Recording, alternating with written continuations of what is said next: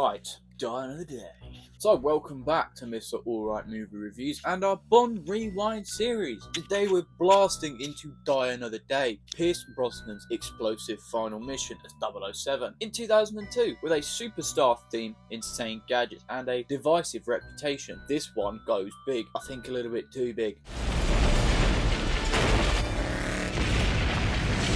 Let's unpack the action and the chaos in 5 minutes. This film launches with Madonna's Die Another Day, a bold electro-pop song that hit number 8 on the US Billboard Hot 100 and number 3 in the UK, even earning a Grammy nod. But its glitchy beat and futuristic vibe break from classic Bond theme. Although mirroring the film's over-the-top energy, I find Madonna's cameo as a fencing instructor a bit cheesy, and overall, I found this song a miss.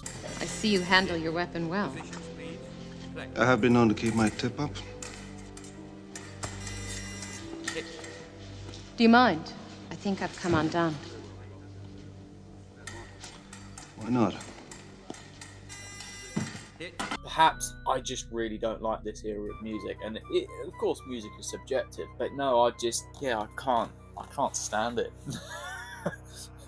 I think the next time I rewatch this film, because I do like the film to a certain degree, and we'll unpack that, but I think the next time I watch this over, I will be hitting the fast forward button. Sorry, Madonna. It's definitely a 2000s time capsule, and it set the stage for Brosnan's wildest ride yet. Pierce Brosnan delivers a charismatic, battle-worn 007, leaning hard into his suave persona, while showing grit and betrayal after his capture and torture. In Die Another Day, Bond's a rogue agent seeking redemption, blending GoldenEye's charm with The World Is Not Enough's emotional edge. Brosnan shines in high-octane stunts like the awfully CGI'd tsunami scene, but he has some good shot posts. The campy tone does test the gravitas of the film though, but as ever, his performance anchors the film, making Bond a larger-than-life hero, though some feel it pushes him into a bit of a caricature. It's bold, it's divisive, but it's an exit that still captivates Brosnan's undeniable star power. Brosnan is joined by a brilliant cast, so I think actually, apart from GoldenEye with Sean Bean, this was my favourite cast. Halle Berry as Jinx, a fierce NSA agent, had sizzling chemistry with Brosnan on screen. They worked together really well in this. Toby Stephens is also in it as Gustav Graves, a smug, genetically altered villain with a diamond-studded edge. And I just think Stephens plays these roles so well, such as my beloved Prince John in BBC's Robin Hood. I love him in that role. He's fantastic. Definitely very campy. These villagers helped attack me. Why? They look so lovely. I love weddings. I shall speak with them. You'll join me? Oh, sad little creatures, really, aren't they? Yes. I wish you prosperity and happiness. Thank you. Yes, and I'm so glad that I could bring you sun today. Wait until they're all inside the church and then burn it to the ground. Bold now. Make sure it's burned to the ground.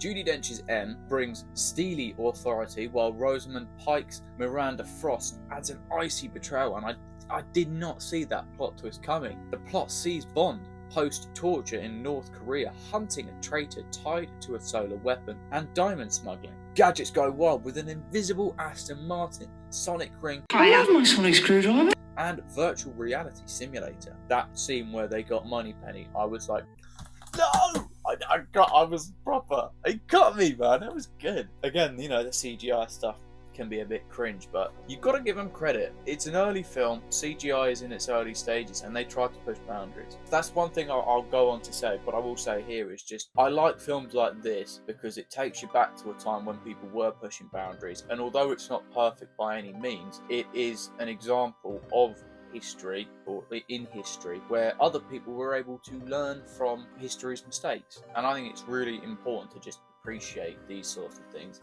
for what they are. The Ice Palace melting down like that, and these sword fights, they're all just pure spectacle. And this marked Bond's 40th anniversary, so it was packed with nods to past films. Going into gadgets again, I actually bought myself a car like this in real life. I bought myself a Jaguar XK8, and although I'd never seen this film before, it was a dream car of mine from when I was younger, purely because of the Jaguar XKR that is in this film.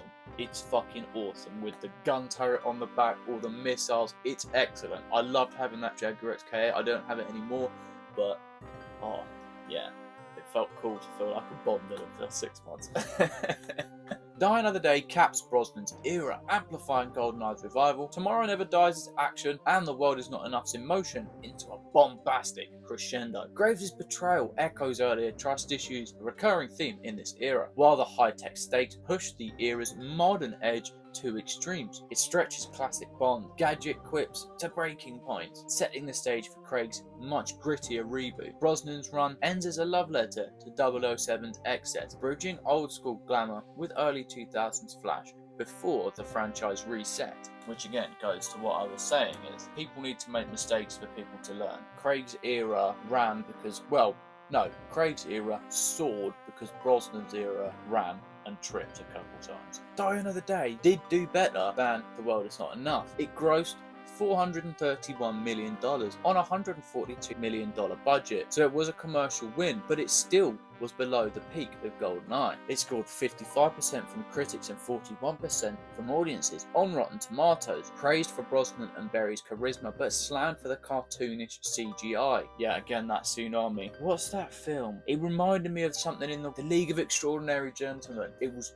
just dark. It was so bad, that tsunami scene. It did also have a bit of an overstuffed plot. It's fun, but it is flawed, and with many deeming it Brosnan's weakest due to the campy excess, but I embrace it for the nostalgic chaos. You know, this is my first, I'm watching this 23 years on with fresh eyes, seeing the modern landscape of film and how it so badly does not push boundaries anymore, and I can appreciate that they at least tried, even if it wasn't amazing. This one is a guilty pleasure for me. I'm definitely going to have to go back and rewatch it, even just to watch Stevens again in the role as Graves. Fantastic. Brosnan's charm and the insane action, like the Ice Palace chaos, keep it entertaining. Madonna's track is a bold choice but a miss for me. But the gadgets and Jinx are pure fun. It's like, you know, it's like the early Bond film but on steroids, and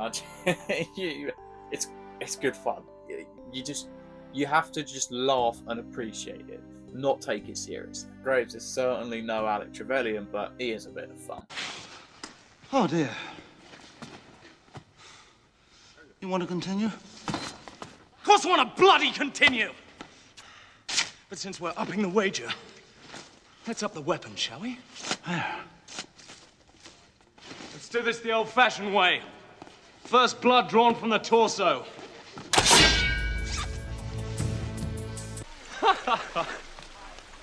It's just a little sport, Miranda.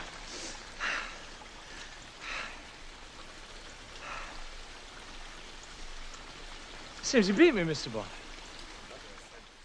Still, it's a wild send-off for Brosnan's era, and I'll give it a 7 out of 10 for leaning into excess with gusto. Is this a campy classic, or would you say it's a step too far? Hit the comments below. That's Die Another Day done. Next we rewind to Dalton's. If the Bond Rewind series has got you shaken and not stirred, smash like and subscribe for the 26th episode ranking. Next up is the Dalton era, but there's only 2 films to decide. Was he a hit or was he a miss? Let's find out next time. But you can also binge the rest of my videos on my channel in the playlist below. Thanks again for watching, folks, and take care, my friends.